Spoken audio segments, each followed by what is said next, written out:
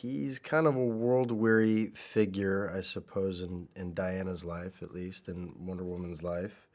And he's seen a lot and seen the ravages of the First World War.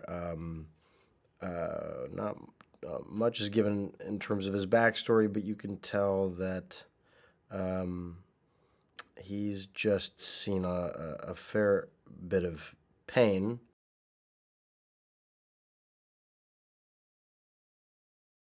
Sometimes in films with the group, let's say surrounding the protagonist, they're not always kind of fully fleshed out. You don't really understand why they're there. They may have some funny quips, but they don't really do much of anything. And these guys, us, each one of us has a different prism through which they see the world, and they all really complement our lead in Diana so beautifully, I think. And they're all so well rounded. They're all such great actors.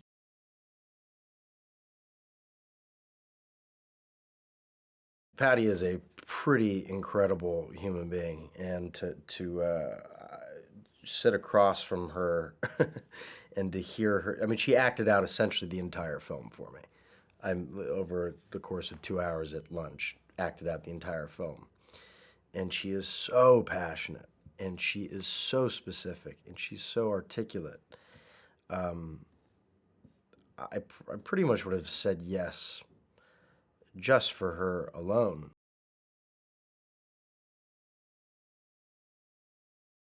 I think that's the beauty of what Gal has, is that she is physically very imposing. She's stunning. She's like 6 feet tall. She's super strong, kind of emotionally, and her presence is very captivating. But she also, at the same time, has this beautiful um, spirit to her that's very, and I know she hates me saying this, but it's like, it's not childlike, but it's very open and warm and inviting, and um, she's got a wonderful maternal quality to her, and a deep kind of love for the world, and that is very much this kind of juxtaposition of Diana, Wonder Woman, in this film.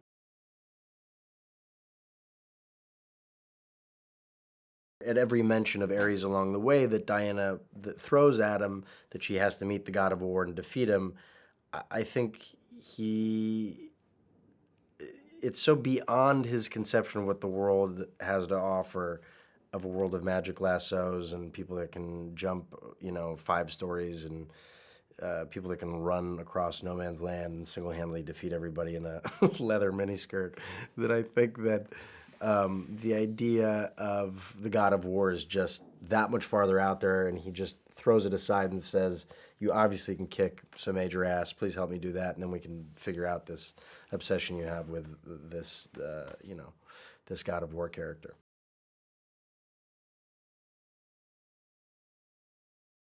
It's a very modern telling of this story.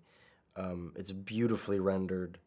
Um, uh, and it has a pretty wonderfully, beautifully transparent message of that no matter how ugly this world gets that we live in, no matter how much death we encounter, no matter how many homicidal dictators are out there, no matter how much genocide happens, no matter how many wars happen, uh, there is still hope in the best parts of ourselves to be good and to protect one another and to do right by one another. That's what we should hold on to, and that's what she represents.